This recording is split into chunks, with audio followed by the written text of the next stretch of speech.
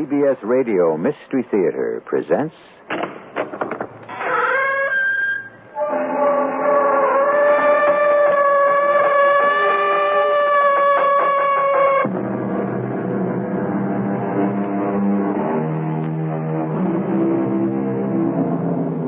Come in. Welcome. I'm E.G. Marshall. The story you're about to hear concerns itself with, if you'll permit a worn-out but once popular word, togetherness. My dictionary defines togetherness as the state of being or belonging together.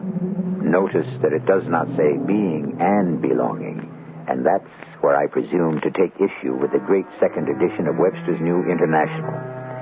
If togetherness is to mean what I feel it to mean, then it's not enough to be.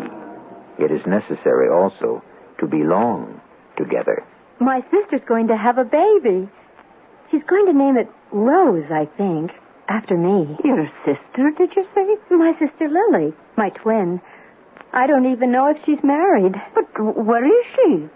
Where does she live, this twin sister of yours? In Kamaloka. You know, the Together place.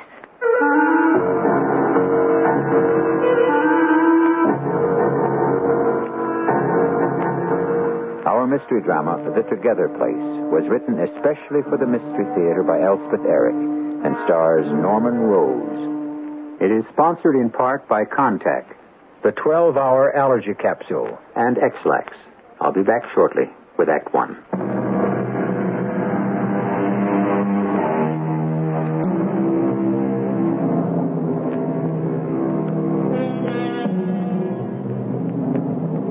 It's hard to be alone. It's good to be with someone. But I assure you there is no greater hell on earth than to be both at the same time. To be alone with someone. Listen now as we bring you The Together Place. Why did I never learn to work a typewriter? But when did I ever have the time? I've never had an hour to spare from the practice of medicine. Not that I'd have spared it if I'd had it. The healing art has been my mistress, my love, my wife, since I can remember and before. But I'm well into the winter of my life now. Hardly any springs remain to me. And I want to get this history down on paper in some fashion or other before I expire. Let's see now, how far had I got? My name is Ed Leahy, and I'm the only doctor to the small town of Corbett and its environs. The nearest hospital is 50 miles to the north, and all but impossible to get to. In consequence, I've pretty much had to fend for myself and do all manner of things. Taken all in all, I haven't done too badly. Well, how does that sound, Francis? Egotistical, would you say? No, I would, definitely. This isn't meant to be the story of Eddie Leahy, M.D. No. This is the story of Rose Craven and her mother and their strange life on the outskirts of this town in the old house they call Alata. And, of course, in a peripheral sort of way, the story of Mary Mahaffey. You heard her name, did you, Francis? You remember Mary Mahaffey, who raised you from a pup? Of course you do. Well, the whole thing started that day when I called Mary Mahaffey on the telephone. Hello? Mary, it's Ed Leahy. Oh, doctor. And how's yourself? I'm fine. You? Good enough for an old lady. Mary, I'll tell you why I'm calling you. It's to ask a favor. It's granted. Don't be so generous till you hear what it is. Mary, I'm asking you to come out of retirement. Oh, doctor. No, wait. Oh, but I've done no nursing in a donkey's age, doctor. Well, there wouldn't be too much in the way of nursing. Then why would you be needing me? I can't trust these ladies to just anybody. What ladies? How many ladies? Only two. Rose Craven and her mother. Oh, sure. They live in that big old house on Vardaman Road. The one they call Alata. What ails them? Well, the mother's had a thrombosis in her leg, and I've got her confined to her bed for a spell. And the daughter, well, I don't know for certain what ails young Rose. Mary, will you drive out there with me tomorrow and see what you think? About taking on the job for a few weeks, anyway. Give me a chance to catch my breath. For you, Dr. Leahy. Only for you. Mary Mahaffey. What a woman. I discovered her on one of my trips to the distant hospital where I'd had a post-operative patient. Mary was a registered nurse as well as a surgical one, and I'd been impressed not only with her skill, but with her whole robust personality. And when she tired of the grind of hospital work, I persuaded her to move to Corbett, where she took some of the burden off my shoulders, practicing midwifery and such. We'd become a team, you might say. And when she retired, I missed her sorely. Well, that day when I drove up to her little house, there she was, Frances, standing on the porch. And so were you. Ah, there you are, Mary. All ready for you, Dr. Leahy. Francis told me a minute ago to be expecting you. He knew, did he? Oh, well, of course he knew. Hop in, Francis. What? He's coming with us? Oh, I never go anywhere without Francis. Francis wakes me in the morning, and Francis kisses me good night. And in between, I consult with him on the great quest. Such as? Oh, living and dying. And what does Francis have to say about living and dying? Not a thing. But he's concerned that I should fret about them so. Hadn't you better be telling me something about Miss Craven and her daughter, in case I decide to take the case? Yes, I'd better. Because they're not the ordinary run of patient you're used to. You might say that they're eccentric. Well, no, I'm not a psychiatric nurse, Dr. Leahy. They don't need a psychiatric nurse. They need a good, solid, down-to-earth woman with a good deal of common sense, and that is you. Well. I only said that they're eccentric, which many people think I am. Well, now, about the Cravens, mother and daughter. The mother is in her mid-40s. The daughter, Rose, in her early 20s. And they're gracious, attractive, both of them, real gentlewomen. The mother has been my patient most of her life, and I myself brought the daughter into this world. And where's the father? Where's Mr. Craven? Oh, heaven knows. The morning after Rose was born, he came into his wife's bedroom, kissed her on the cheek, told her what a pretty baby she'd given birth to, and left the house. That was the last she ever saw of him. A sweet savior. Well, no wonder the lady's eccentric. She's lucky she's not daft entirely. Well, it took a few years. She shut herself up in a lotta. The place belonged to her. It had been her father's. And she confined herself to raising a child. I suppose for a while she thought Mr. Craven would return, but he never did. And she never looked for him? Never went to the police or anything? Pride, Mary. Stubborn pride. And the terrible wound of his disappearance. But after a while, she began stirring out of doors. She never mingled very much with the people of the town. She was gracious because that's her way, but she and Rose kept pretty much to themselves, and still do, in point of fact. Here we are. Here it is. Here is Alata. Oh, where? I don't see anything. Well, it's off the road. The house is. Oh. Now, Mary, prepare yourself for a long, beautiful drive. It's a good quarter mile to the house itself. Yes, it is lovely. Well, now, what are those strange trees, Dr. Leahy? I've never seen the like hereabouts. Cassia. And the shrubs are cassia, too. And there's a cassia herb. It's supposed to grow wherever it's hot. But so far as I know, Mrs. Craven's the only one who's tried it. Cassia. That's a pretty name. Heap cassia, sandal buds, and stripes of laudanum and aloe balls. Pardon? Robert Browning, from his poem Paracelsus. Pardon me? Paracelsus. A traveling doctor of the 16th century. Browning wrote a poem about him. In his wanderings, he tried to predict the future by astrology. He evoked apparitions, and he practiced the different ways of alchemy and magic. And you say this was a doctor? Some called him a quack. For all I know, he was. What I do know is that he left us a prescription for the treatment of ringworm. I've tried it, and it works pretty well. You take the juice from the berries of the ringworm bush, mix it with lime juice. Well, now, I never heard tell of the ringworm bush. Oh, you'll see it here. That's what alata means. Alata is another name for the ringworm bush. Well, now I've learned something. You'll learn a good deal if you decide to take this case. There's Mrs. Craven. Now, what is she doing out of bed? It's too soon. Mrs. Craven. Oh, Dr. Leahy, welcome. Didn't I tell you bed rest is what you need? I had to see to the garden, Dr. Leahy. You know how I am about my garden. Yes, indeed I do. Now, let me introduce you to the lady I told you about. This is Mary Mahaffey. Miss Mahaffey, I'm so glad to meet someone of whom the doctor speaks so highly. Well, it's my pleasure to meet you, Mrs. Craven. Mrs. Craven, I want you back in bed before that blood clot in your leg takes a notion to go traveling about your body. We can finish our talking indoors. Just a few minutes more in the sunshine, Dr. Leahy. No one's been tending my garden since I've been confined, and I'm worried about it. Well, so, a minute, no more. would you like to see my garden, Miss Mahaffey? Would you be interested? Oh, indeed I would. Herbs are my passion, you know. Of course, I have all the usual ones. You wouldn't be interested in those. This is thyme, and that's basil. It's also known as mountain mint, wild marjoram, often called oregano.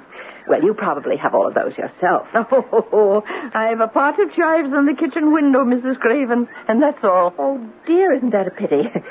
Well, now, this is horehound. You've heard of that? Oh, only the candy. Good for a sore throat, though. You don't see it much in the stores these days. I know, isn't it too bad? Now, this is fennel, and that's henbane. That's poisonous, you know. No, I didn't know. And mandrake. Mandrake furthers conception, you know. It does? Lily. How you do, Well, so they say. You're a silly girl. Silly. Oh, and that one's black Byron, eh? And you're teasing me. You know you are. You love to tease me. And I That's think it's Rose, murder. isn't it? Yes, that's Rose. She must be in the gazebo with a friend, I fancy. I didn't call you horrid. I only said it was Oh, I don't know if you've ever seen fescue. I apologize. I apologize. Over here, you see. Mrs. Here we have- Mrs. Craven. Yes? Hadn't we best be getting on into the house and having our little talk? Oh, well, if you say so. Yes, I think it would be best. And we'll be wanting to talk to Rose, too, I think. Well, all right. Shall I fetch her? You think she's in the No, gazebo? I'll call her. She'll come for me. She won't for everybody, but she will for me. Rose! Rose, honey! She'll come for me. She always has. Rose! I think is that Rose? Yes, that's Rose. Yes, that's my baby, Rose. Honey, we've been waiting on you. Now, honey, come on over here. Meet somebody. Oh, Dr. Leahy, I didn't know you'd got here. Mama, why didn't you tell me that Dr. Leahy had arrived? Rose, honey, this is Miss Mary Mahaffey.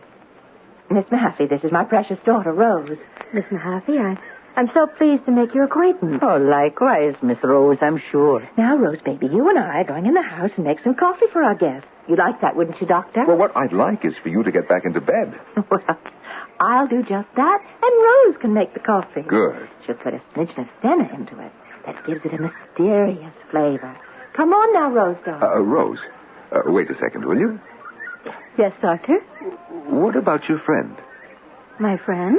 The one you were talking to in the gazebo. We heard you talking to someone. Your mother said probably it was a friend. Why would she say that? Maybe your friend would like to have some coffee, too. That was my sister. Your sister? My sister Lily. My twin. Well, I'd better go put the coffee on. You all come on into the house whenever you've a mind to. Yes, we will. Just a minute. Well, Miss Mahaffey. Oh, Doctor.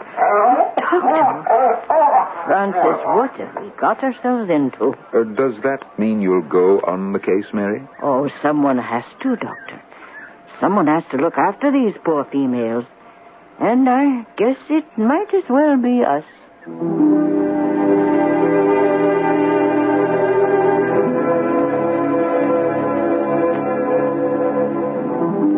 I think it's not an uncommon sensation when, in the course of a seemingly ordinary conversation, a sentence is let drop that makes absolutely no sense at all to the listener. Because we are busy and preoccupied with ourselves, when we hear someone say something nonsensical, at least to us, we choose to ignore it, slough it off, or forget it. Often to be left with a nagging sensation that we have ignored, sloughed over, and forgotten something of enormous importance. I'll be back with Act 2 shortly.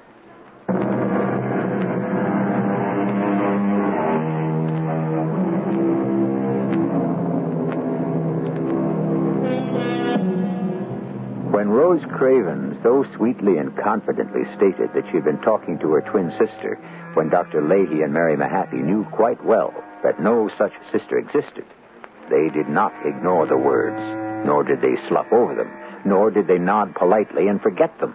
Instead, they treated them with the utmost gravity and attention. And as a result, Miss Mahaffey moved into the Craven house, along with her friend and companion, the dog, Francis. And the next day, Mary Mahaffey moved in with Mrs. Craven and her daughter Rose, as did the dog, Francis. You remember that, do you, Francis? And do you remember when you and Mary Mahaffey came here to my office to report on how things were going? The mother is making progress. She still wears the bandage when she gets out of bed. She's not out of bed too much, is she? Only to check on her precious garden of herbs. I can't keep her away from there. Tell me about the daughter. I can't tell you much, Doctor. Francis could tell you more about Rose than I can. Francis doesn't choose to take me into his confidence. Oh, that's a pity. He spends the whole day now with young Rose Craven. And you permit that? Oh, she needs him. He always returns to me at bedtime and stays with me till morning and then goes back to Rose. And it seems to make her happy, sometimes very happy. And I don't like to deprive her. The joy derived from common things, a stake in life. Well, yes, something like that. Yes, Browning wrote that in his poem on Paracelsus. You have Paracelsus on the brain, Dr. Leahy. You've spoken of him before. Well, it's not because I know a great deal about the man. I know very little. But he's the one who said, imagination is the star in man. And I've never forgotten that, because I believe it. But, Mary, you were going to tell me about Rose and her supposed twin sister. Lily, wasn't that her name? But what about Lily? Oh, she mentions her very casually every now and then. Says, Lily didn't finish her lunch, or Lily is thirsty, or things like that. I pretend I haven't heard anything out of the way, or sometimes anything at all. I'm still making her acquaintance, you might say. I have to feel my way to her friendship. Well, if it can be done, you'll do it, Mary. Well, I'll try, Doctor. But I don't know that young Rose will ever choose to be real friends with anyone. Anyone, that is, but Lily. When Mary said that, I began to be seriously concerned about young Rose. And soon after, it was time for my bi-monthly visit to her mother, whose thrombosis showed every sign of having dissolved. So I drove in the old jalopy out to Alata. Mrs. Craven is in her herb garden, Doctor. Where else would she be? Where, indeed? It's really the daughter I came to see. But we'll stop off for a minute and have a word with the mother, else we'll hurt her feelings. By all means. Mrs. Craven? The doctor's here, Mrs. Craven. So I see. Welcome to Alata, Dr. Leahy. Well, your garden is thriving. I do wish I had a cutting from the hart's tongue fern. I don't believe I've ever heard of that. Well, that grows in Australia, but our government is so strict about importing such things. There's cardamom, that's East Indian, and dittamy from Crete. But you already have so many herbs, Mrs. Craven. But I want my garden to be complete. Yes. Mrs. Craven, could we see your daughter? Now that you're up and about, I think I should look in on her. Yes, I fancy she's in the gazebo. Then we'll go and see her if you'll excuse us. If you can think of a way that I could get some dittamy for my garden... I'll let you know. Mrs. Craven and her herbs. Oh, would there be any way of getting those other herbs into the United States, Dr. Leahy? Well, I've no idea. But let her hope there's a way. There's our Rose. Yeah. Looks from here that she's lost a few pounds, and she looks unhappy. That was my reason for wanting you to see her, Doctor. Miss Rose. Rose, my girl. Dr. Leahy's here, Rose. Oh, Dr. Leahy. And how are you, sir? I've no idea. I'm here to find out how you are. Oh, I'm well enough, Doctor. What's well enough for you may not be well enough for me. You're thinner, Rose, since the last time I saw you. I know. Have you been eating well? She eats sufficient, say. Well, then why are you losing weight, Rose? I don't know. It's very strange. Because my sister... Yes, your sister. What about your sister? She's going to have a baby. Oh, she is. She's going to name it Rose, I think, after me. That's your sister, Lily, isn't that right? My twin. Dr. Leahy? Yes, my dear. Am I going to have a baby? Oh, well, I don't know. Do you think that you are? If Lily is going to have a baby. Well, it doesn't follow that you are. But everything that happens to Lily always happens to me. Oh, I didn't know that. Of course. When she has a headache, I have a headache. When she has a dream, I have a dream. The same dream? Of course. Because she's my twin. I don't rightly remember what was said by any one of us after Rose said that. I didn't want to contradict the young woman. It's been my experience that the very worst thing you can do when a person reveals an obsession is to tell that person he's mistaken. It doesn't alter the obsession in the slightest. All it does is destroy the person's trust in yourself. After I had somehow terminated my visit, Mary Mahaffey walked with me to my automobile. What in the world ails the girl, Doctor? Mary, I'm not a psychiatrist. Is it schizophrenia, Doctor? I mean, does the girl have two selves? Herself and Lily? Oh, she's not psychotic so far as I can tell. Schizoid, perhaps, but not mad. What's to be done? Mary, stay close to her. Let me know if she loses more weight. Let me know if the obsession grows more acute, and I'll come right out. And tell Francis to keep an eye on her, too. A month went by. There was no reason to go out to Alata. Mrs. Craven's condition continued to improve. And to keep an eye on young Rose, there was Mary Mahaffey. And then one day... This is Dr. Leahy. Mary Mahaffey, Doctor. Yes, Mary. I've hesitated to call you. Mary, what's the trouble? I don't rightly know, Doctor, but... Is it Mrs. Craven? Oh, no. It's the young girl. It's Rose. She's not ill. It's not that, but she hasn't left her room for 3 days. 3 days? Oh, does she complain of anything? No, Doctor. No pains, no nausea, nothing. But there's something wrong, I'm convinced. Francis hasn't left her side the whole time. And it's all I can do to get him to return to me at bedtime. Well, Mary, I'm booked up for the entire day till supper time and perhaps beyond. But I'll drive out there in the evening as early as I can get there.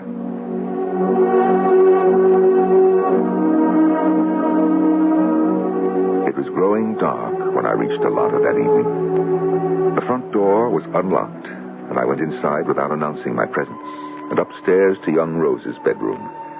I heard voices as I mounted the stairs. My precious, my baby Rose. Don't you feel like talking to us? Oh, that must be Dr. Leahy. I thought it was you. Oh, well, now, what is this beautiful young woman doing lying in her bed when she should be up and doing? 3 days, Doctor. Is she eating well? Oh, well enough, everything considered. It's the wrong food. What's that? What did you say, Rose? She complained some about the food. I don't know what they eat in their world, but it's not what we eat here. It's very peculiar. I don't understand it. Rose, my precious. Rose, when you say you don't know what they eat there, who are they? What do you mean by there? Do you mean the spirit world? No, not the spirit world. Well, then what? It's the one next to this one. The aerial world. And the beings in the aerial world, is that where our spirits go when they've left this world, the material world? Not our spirits. Our souls. They live there for a while. How long, Rose, do they live there? Do they live forever? Are they immortal? No. Well, they're like us. Just exactly like us. But they can't drown or burn up in fires, and they can't be locked up in jails either. But they can die. Yes, they can die. Quiet, Francis, quiet. Rose, is your sister one of these souls, your sister Lily? Oh, please, Doctor. Are you afraid Lily is going to die, Rose? But tell me, are you afraid Lily is going to die? Lily is very sick. Very, very sick. I see. I think Lily is going to die. Well, now, we must see what we can do so that Lily doesn't die, mustn't we? I don't think she wants to live any longer. Tell me one more thing, Rose, if you will, so that I'll know better how to help Lily.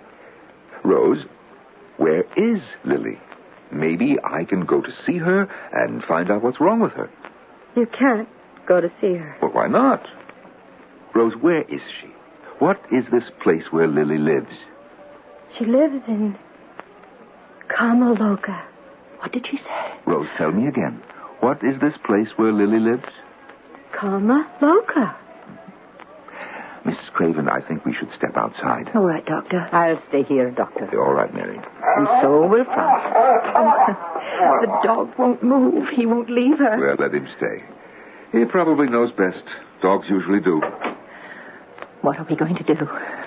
Doctor, is my daughter losing her mind? Mrs. Craven, have you ever read the works of Paracelsus? The hermetical and alchemical writings of Paracelsus? Many, many years ago, yes. Mm-hmm. Has Rose read them? Well, I suppose she might have. They're still in the bookshelves, as far as I know. Why do you ask, Doctor? Because what she is saying is very like what that Swiss doctor wrote 500 years ago. That there is a soul place, a world adjoining ours but not touching, contiguous but not joined, and that there are beings that live in this realm of the soul, beings like us but not like us, as their world is like ours but not like ours, having its own firmament, its own atmosphere, its own conditions of existence, its own habitations. Yes, but why would Rose... She says the name of this place is Kamaloka. Now, do you know what Kamaloka means? It means the together place. The together place? Yes. It's a beautiful concept, don't you think? A place where we can be together with those we love, together with them as we were in life.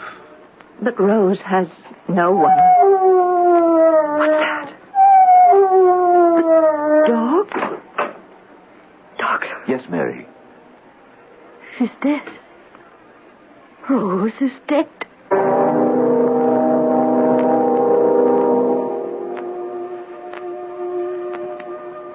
What a beautiful name, Kamaloka.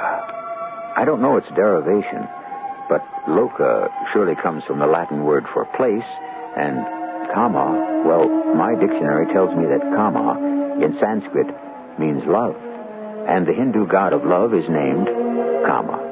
So it seems quite pleasing and appropriate that Kamaloka should designate the together place. I'll be back with Act 3 shortly.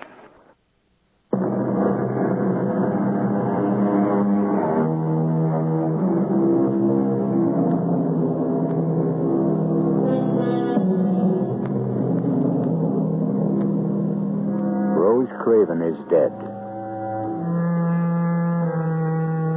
Rose Craven dreamed of a twin sister she never had, named Lily.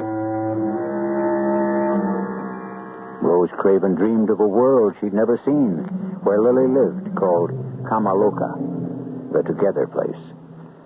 Rose Craven dreamed that her sister Lily was gravely ill in Kamaloka and on the verge of death.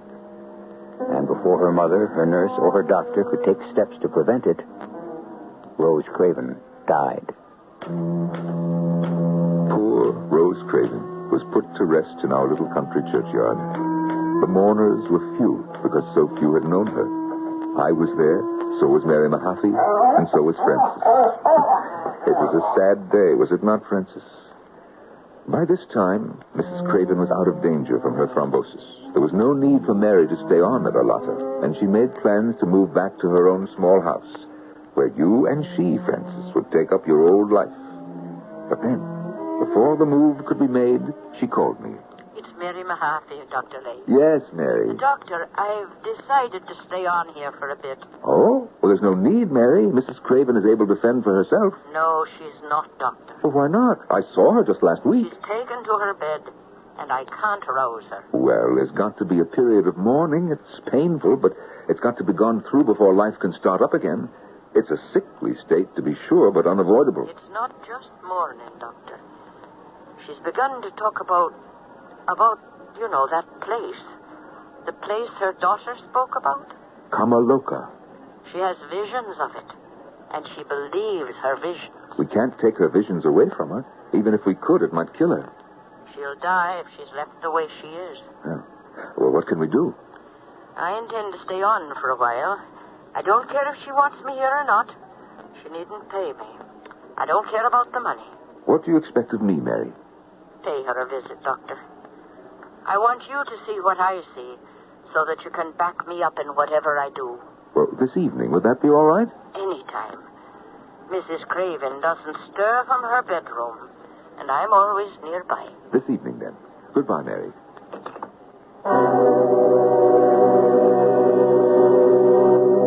It's my firm conviction, Doctor, that if something's not done, we can lose the mother as we did the daughter. Come inside. It is not my habit to concern myself with the metaphysical vaporings of my patients, Mary. I confine myself to their bodies. Doctor, you very well know that body and soul intermingle. You're not so old-fashioned as to deny that. Her room's at the head of the stairs. I know very well where her room is. Come, Francis.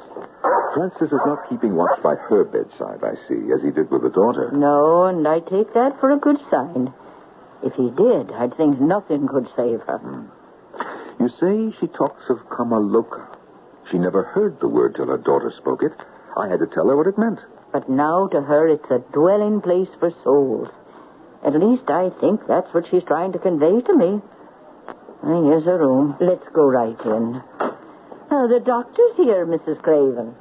You needn't have come, Doctor. Well, when Mary Mahaffey summons me, Mrs. Craven, I obey. Oh, Mary, she fusses so. Nevertheless, I'm alarmed in a mild sort of way when a patient of mine lies in bed when I know perfectly well she's able to be up and stirring. I have no interest, Doctor, in being up and stirring. Then what do you have an interest in, Mrs. Craven? Oh, what I've always had an interest in, my daughter. Mrs. Craven, Rose is dead. My daughter's happiness, my daughter's well-being, my daughter's loneliness.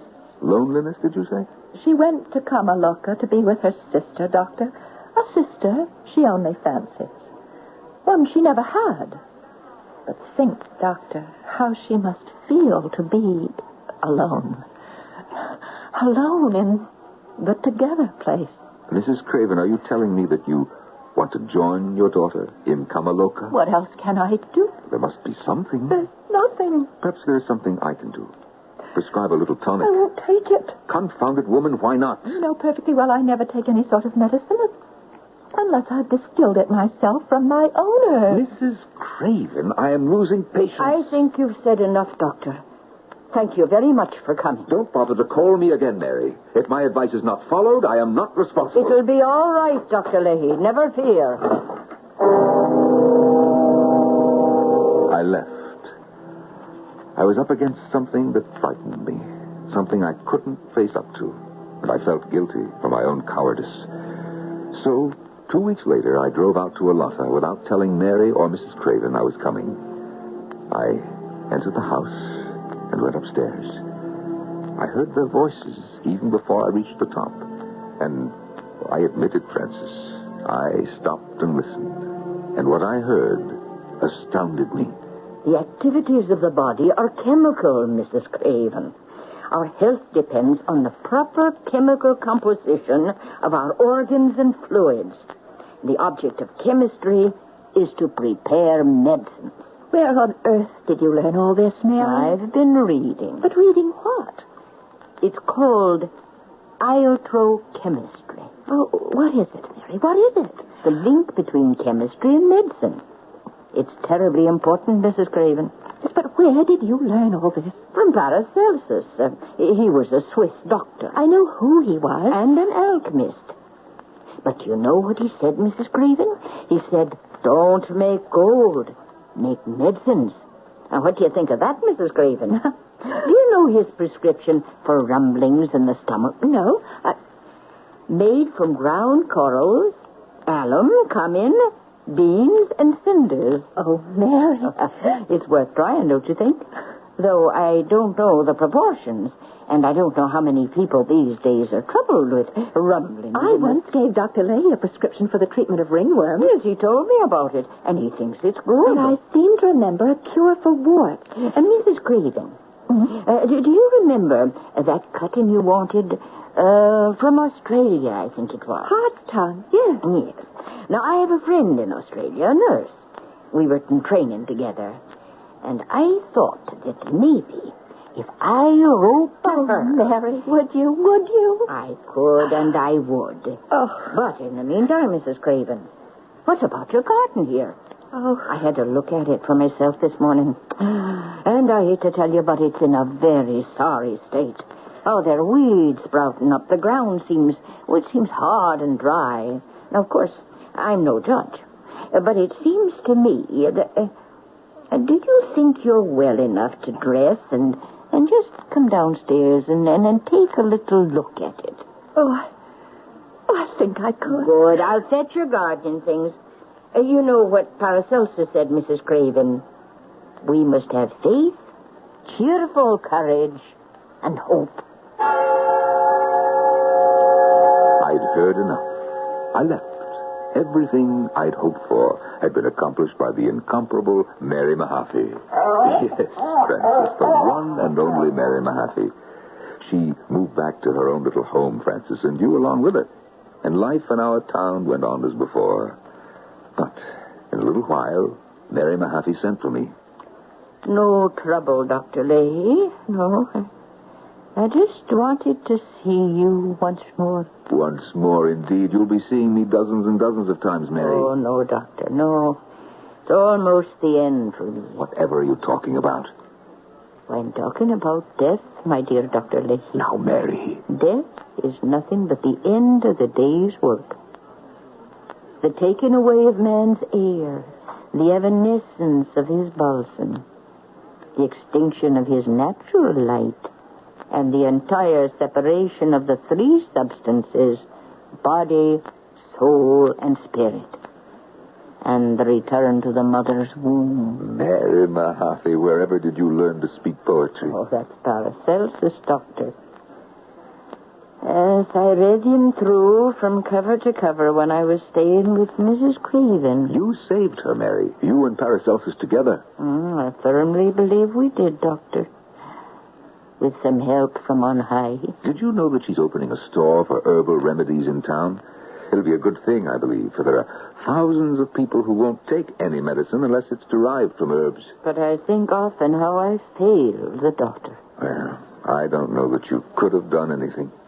It's well nigh impossible to correct an hallucination. Her hallucination about her twin sister became an obsession. Well, Mary, it wasn't an hallucination. Not entirely. What's that you say? Rose did have a sister. A sister who was her twin. Her identical twin. Well, I didn't know that. No one knew it. No one but myself. Her mother? I never told her. She didn't know that she was carrying twins, for the x-rays never showed it. Rose was born first. And then there was another child. Sickly, deformed, trembling violently. She only lived an hour. But the poor little thing had lain next to her sister for 9 months, Mary. Now, it is my firm belief that Rose carried the memory with her throughout her short life and longed to return to that companion of the womb in the place called Kama Loka, the together place.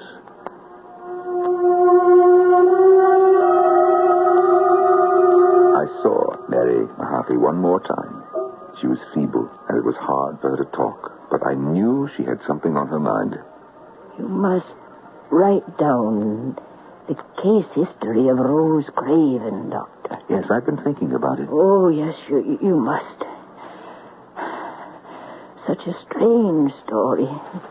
It must be told. You're tired, Mary. I'd best leave you. Now, one more thing.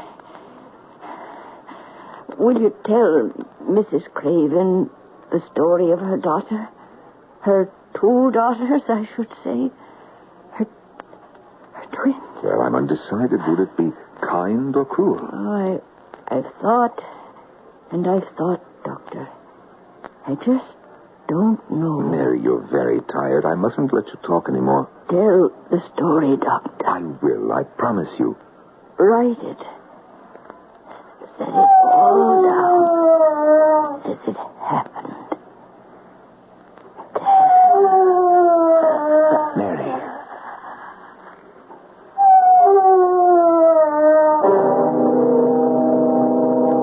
Mary Mahaffey was dead. And you, Francis, you felt the approach of that moment of oblivion before I did, seconds before it arrived. And the next day, Francis, I came to the house and led you away and brought you here. And you've sat by me and with your own patience summoned up mine enough to write this history. Well, it's finished now, and I must pick up the pages and stow them away. For Mrs. Craven is coming by to give me some juniper berries. Ah, what a stack of papers. What a pile of work. What a history. Oh, Francis, is it possible? Is it... Ah...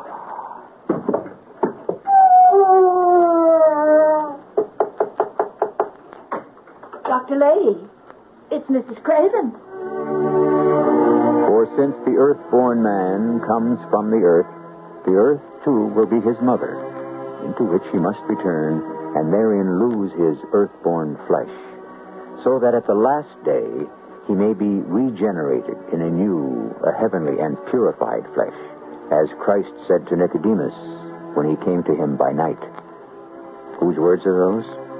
Why, they are the words of Paracelsus, of course. I'll be back shortly.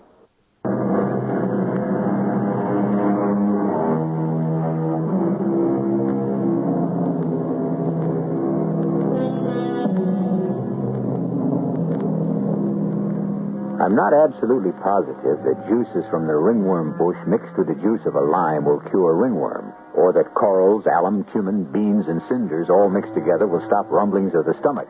But I am perfectly sure that Paracelsus was right when he wrote, "Man must have faith, cheerful courage, and hope." Our cast included Norman Rose, Mary Jane Higbee, Marion Seldes, and Rosemary Rice. The entire production was under the direction of Hyman Brown. And now, a preview of our next tale.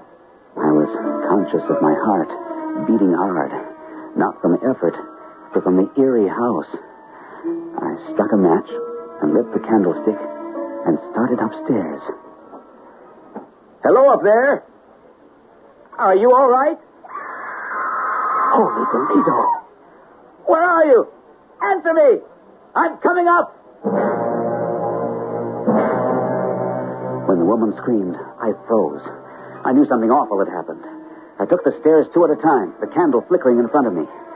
There were several closed doors in the hallway. I tried the one nearest the street. I opened it. The room was lived in. I went toward a bed. And then... murdered. Stabbed through the heart.